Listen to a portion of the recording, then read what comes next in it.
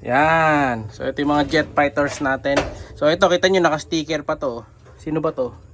Si Blue. So ito yung second bird nung nakaraan. Kaso nga lang matagal pumasok.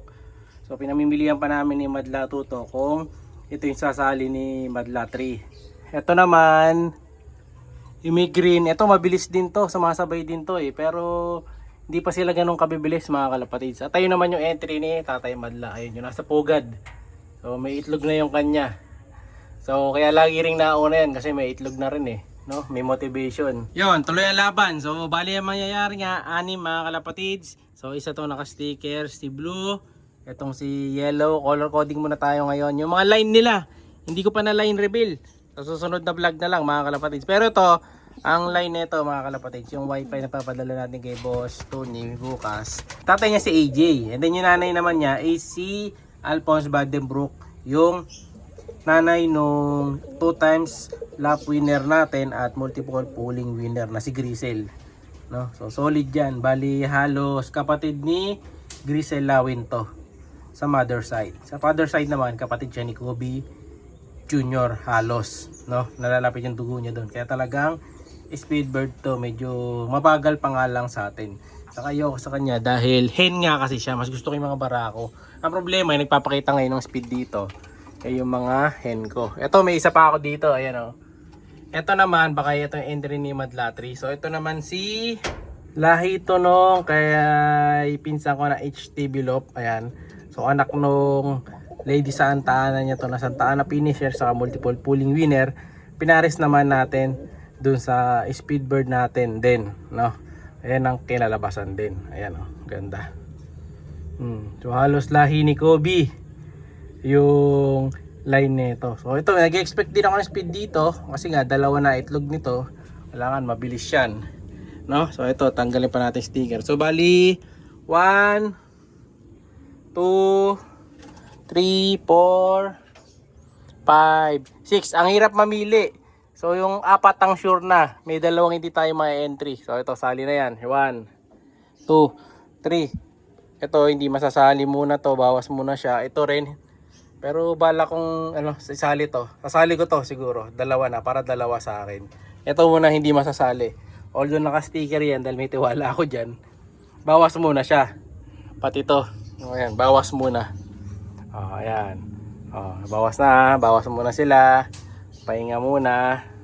Good luck na lang. So see you bukas, idol. Ito, paalam na tayo ay white flight mga kalapatids. Sige boy, lagay mo na sa box. So may kasama na yung pedigree, saka isang t-shirt para kay Lodi. Ayan. Lagay na sa box. Idol ko na bahala dito kay white flight ha. Hindi ko na sinali to. Alright. Yun o. Okay, ready to go. Hindi ko na tape kasi baka may dala siyang training box. Tara na. Yan, ito na, dito na tayo sa may Caltex, dito sa may San Simon. So labas na natin to. Kunin ko lang susi ko, no? Para mabigay natin kay Boss Tony. Nandun na daw siya. Ito na mga kalapatids, nandito na si Boss Idol Tony, ang pulling king ng Tarlac. Nakakachamba idol. Ayan, ikaw na bahala. Ilan tinos mo, idol? Ito lang idol. Sa BBC. Ito yung training box sila. Ayan, idol, ikaw na bahala dyan ha. Ayan, ito idol, yung t-shirt, free t-shirt. Thank you. Dapat pala tatlo pala kayo. Thank you idol ha. Ikaw na bahala. Siya si Idol Madla, nakakahanga, may mga hawak, gandang linyada. Ika'y inspirasyon kung bakit hanggang ngayon ako'y palaging kumakarera. May malaking problema ang kinakaharap si Madla to mga kalapatids dahil napawalan niya yung hindi pa sanay nating kalapate. Ayun o. So mayroong kulay puti doon. Ayan boy, di mo mapapapasok pa yan? Dandan lang. Pag magugulat, wag. Tiyuntin mo lang. Natutulak niya yung pinto. Ayan, kita niya yung pinto. Kalapati natin mismo, dinadagit natin. Okay, dandan. Yun. Yan, naabuti siya ng siyam-siyam dito pag di natin hinuli ng ganun mga kalapatids. Pero yan, pwede na yan, sanay na. Napawalan niya kanina yan. Nagpawala kasi tayo kanina ng mga nakatape. Diba last time? Nag-tape training tayo. Ayun, may mga nakatape tayo sa gilid. Oh. Yan, mga nakatape yan. Papasukin na niya ngayon. O yung isa, tatakmain na lang niya sa loob. Pasok na lang niya yung kamay niya para mahuli. Maganda lang dito dahil nasanay na siyang ganyan. Bukas, tape ko na rin yan. Kasama na natin mga kalpatids. Dalawa lang sila sa batch nila eh. Ayun, huli na. Okay. So, complete na mga kalpatids. So, parondahin ko na rin yung ibong kong tamad dito. Itong si Coco. Medyo ano siya eh. Medyo tamad yung ibon ko na to. Kunin natin. Sino? 1 day eat lang to. Kaya gutom na gutom lagi ito eh. Kasi nga makulit mga kalapatid ay pumasok. Tapos yung tinira nating ibon dito, lalaki pala. So yung anak parehong lalaki.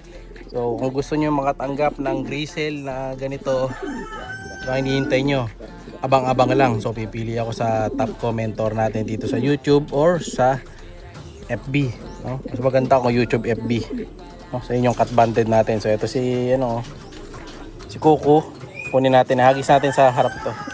1 day eat lang to mga kalapatids. Kita nyo kahit 1 day eat lang siya, mataba pa rin, macho pa rin. So yun yung mga ibang ibon natin. Ayan. Mga nakatip yan, tinutulak na. So kailangan kasi masanay din sila sa stick para pagka wala na silang tape, pwede nang pawalan, no? So this week din pawawalan na natin yan eh. Ayan, sige, pasok. Oops. Nakasabit lang. Di ba makulit pa sila? Ang hirap ang turuan. So yun nga pala, kahapon wala na rin, nabigay ko na mga kalapad si White Flight. So nakuha na si White Flight ni Boss Tony yan. Shoutout kay Boss Tony. Congrats, ikaw na bahala dyan kay White Flight. So sana maglabas na mabibilis sa'yo. Kasi solid din naman yung tatay niya sa kayong nanay.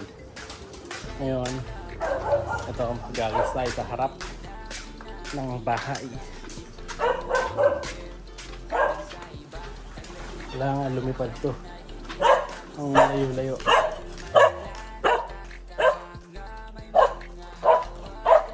Yun.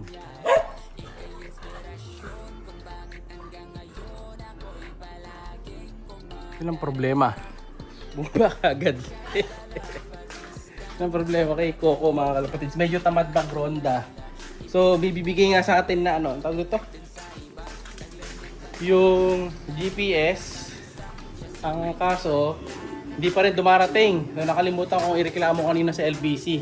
Kasi Wednesday pa lang, nandito na sa Pulilan yung package. Kaso hindi dumarating. Tawagin natin. Yan siya oh. Yan. So dapat, nung Friday, nandito na yung order natin na yon. So hindi ko tuloy ma-vlog. Ibigyan ko lang na konting si Coco. Mais lang. Saka natin tawagin.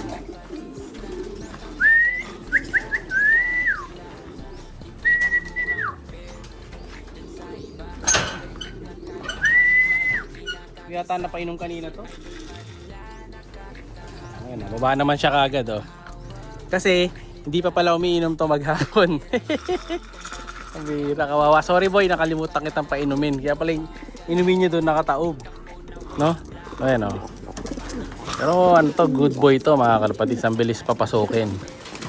Ayan. Okay, tara. Pasok ka na. Tara.